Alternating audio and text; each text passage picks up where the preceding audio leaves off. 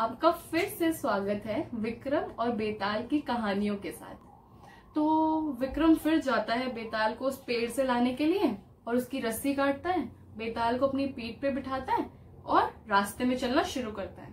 कहाँ जा रहा है रास्ते में बेताल को लेकर?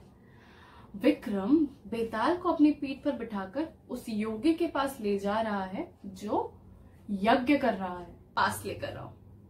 तो बेताल उस रास्ते को काटने के लिए विक्रम को फिर एक कहानी सुनाता है। बेताल ने विक्रम को कहानी सुनाते हुए कहा, विक्रम सुनो, वृद्धमान नगर में रूपसेन नाम का एक राजा राज करता था और उस रूपसेन राजा के यहाँ एक वीरवर नाम का सिपाही काम करने के लिए आया।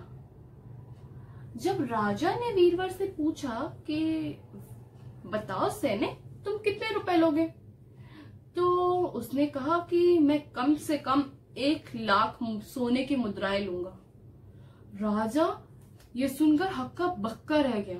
1,00,000 सोने की मुद्राएं एक दिन के कार्य के लिए? बातों ही बातों में राजा ने उस वीरवर से पूछा कि वीरवर बताओ, सैनिक बताओ कि तुम्हारे घर में और कौन कौन है? तो वीरवर ने जवाब देते हुए कहा कि महाराज, मेरे घर में मैं, मेरी धर्म पत्नी, मेरी एक बेटी और एक बेटा है।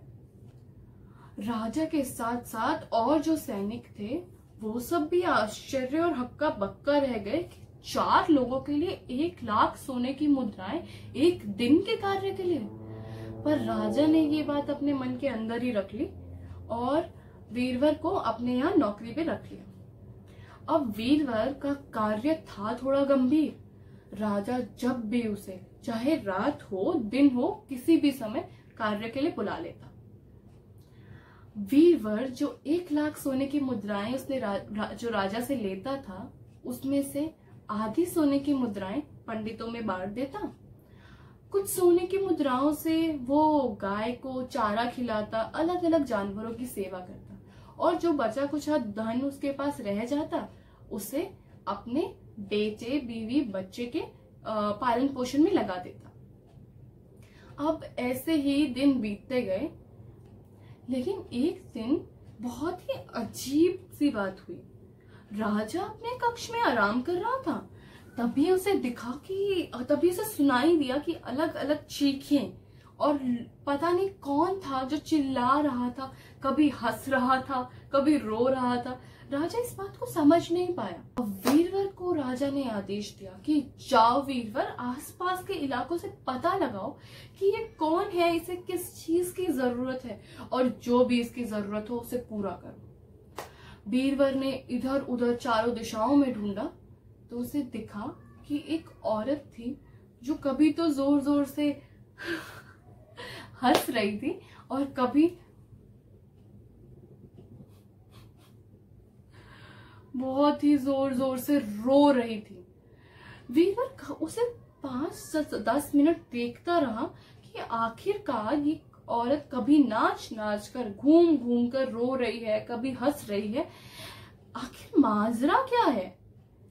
फिर जब वीरवर को इतनी देर इंतजार करने के बाद भी कुछ समझ नहीं आया तो वीरवर उस औरत के पास गया और उससे पूछा कि मैया बताओ तो सही, कभी आप हंस रहे हो, कभी रो रहे हो, क्या हुआ आपको? किस चीज की जरूरत है? आप इतना चिल्ला क्यों रहे हो? तो उस औरत ने कहा कि अब मैं क्या करूं, मैं अपने राजमहल वापस नहीं जा सकती, अब मैं राजा की सेवा नहीं कर पाऊंगी क्योंकि राजा की मृत्यु होने वाली है और मैं इसे नहीं टाल सकती, मुझे नहीं समझ आ रहा कि क्या होगा। तो वीरवर ने उसे हाथ जोड़कर प्रार्थना की कि माता कुछ तो बताओ कि इस चीज का, जो हमारे राजा की मृत्यु होने वाली है, उस चीज को कैसे टाला जा सकता है। तो उस औरत ने कहा कि मेरे सपनों में माता आई थी और उस माता ने कहा कि अगर तुम वीरवर, अगर तुम अपने बेटे की बलि उस माता के मंदिर में चढ़ा दोगे तो राजा की मृत्यु जो है वो टल सकती है और राजा अमर हो सकता है। वीरवर को बहुत बड़ा धक्का लगा, अपने ही बच्चे की मौत, इसके बारे में तो सोचना भी पाप था। उसने उस देवी से प्रार्थना की कि अब प्लीज आप चिल्लाओ मत, मैं देखता हूँ कि मैं क्या कर सकता हूँ।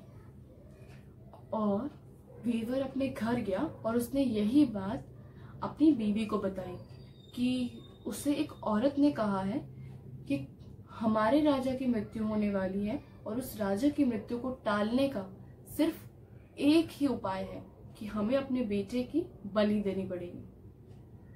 जब वो वीरवर अपनी बीवी को ये बात बता ही रहा था तो उसका बच्चा, लड़का और लड़की दोनों नींद से जाग गए। दोनों ने वो बात भी सुन ली।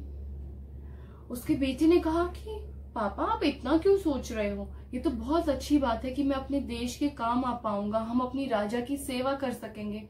मैं अपनी बलि देना चाहता हूँ और कितना अच्छा होगा कि हम अपने राज्य के लिए किसी भी तरीके से मदद कर पाएंगे। बहुत देर सोच विचारने के बाद वो चारों के चारों परिवार वाले मंदिर की तरफ निकल गए। जैसे ही वीरवर और उसके परिवार के लोग मंदिर में पहुंचे, वीरवर ने कुल्हाड़ी उठाई और अपने लड़के का गला काट दिया। यही चीज जब उसकी बहन ने देखी तो वो कुछ टाइम तो हिल भी नहीं सकी, क्योंकि उसके भाई की मृत्यु हो गई थी। उसे समझ नहीं आ रहा था कि अब वो क्या करेगी। तो उसने कुल्हाड़ी उठाई और अपना गला खुद ही काट लिया। उसकी माँ, लड़के और लड़के की माँ ये जो हादसा था वो बर्दाश्त नहीं कर पाई। उसे लगा जब मेरे बच्चे ही इस दुनिया में नहीं रहे तो मैं जी के क्या करूंगी, मैं किसके लिए खाना बनाऊंगी, मैं किसके साथ हंसी मजाक करूंगी। तो उसकी माँ ने, वीरवर की बीवी ने कुल्हाड़ी उठाई और अपना भी गला काट लिया। वहां पर 3 लाशें पड़ी थी। वीरवर के परिवार की 3 लाशें देखकर वीरवर को बहुत गंभीर धक्का पहुंचा। वीरवर ने सोचा कि जब मेरे परिवार का एक इंसान भी नहीं बचा तो मेरी उम्मीद, मेरे जीने की जो उम्मीद है वो मैं कहां से लाऊंगा। तो वीरवर ने भी कुल्हाड़ी उठाई और अपना गला वहीं की वहीं उस माता को चढ़ा दिया।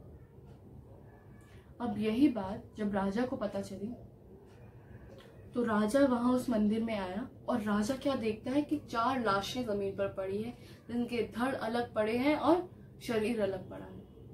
राजा से ये तो बर्दाश्त नहीं हुआ कि उसकी प्रजा के कुछ लोग जमीन पर मरे पड़े हैं। राजा को इतना दुख हुआ कि राजा ने कुल्हाड़ी उठाई और जैसे ही राजा ने कुल्हाड़ी उठाई वो अपनी गर्दन काटने ही वाला था कि वहां पर माता प्रकट हो गई। उस माता ने कहा, रुको राजन, मैं तुम्हारी भक्ति से बहुत प्रसन्न हूँ, मांगो तुम क्या वरदान मांगते हो।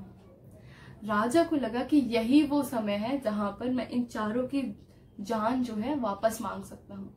राजा ने हाथ जोड़कर माता से प्रार्थना की कि देवी कृपा करके इन चारों को जीवित कर दीजिए। माता ने तथास्तु जैसे ही बोला, चारों के चारों परिवार वाले जीवित हो गए। जैसे ही चारों के चारों लोग जीवित हुए, बेताल ने विक्रम से पूछा कि विक्रम तुम बताओ, तुम्हें क्या लगता है कि इस कहानी के हिसाब से सबसे बड़ा पुण्य किसका है। विक्रम ने कहा कि सबसे बड़ा पुण्य तो राजा का है, क्योंकि वीरवर ने जो कुछ भी किया वो एक सैनिक होने के कारण उसका काम था। लेकिन जो राजा ने किया, राजा अपनी खुद की बलि एक सैनिक के लिए, उसके इंसान के लिए, अपनी प्रजा के लिए जो एक अपनी बलि देने को तैयार हो जाए, वही एक सच्चा राजा है और उसी का पुण्य सबसे बड़ा पुण्य है। जैसे ही विक्रम ने यह जवाब दिया, वैसे ही बेताल, सोचो, बेताल विक्रम की पीठ से उड़ा और अपने पेड़ पर जाकर उल्टा लटक गया। इसी के साथ ये कहानी होती है खत्म। अगर आपको ये कहानी पसंद आई है तो इस कहानी को लाइक करो। अगर आपको कहानी बहुत बहुत बहुत पसंद आई है तो प्लीज लोक स्तंभ के चैनल को सब्सक्राइब करो। और अगर आप चाहते हो कि आपके दोस्तों को भी ये कहानी सुनने को मिले ताकि आप बहुत अच्छे अच्छे डिस्कशंस कर सको, तो इस कहानी को अपने दोस्तों के साथ शेयर करो। Okay, bye, see you next time.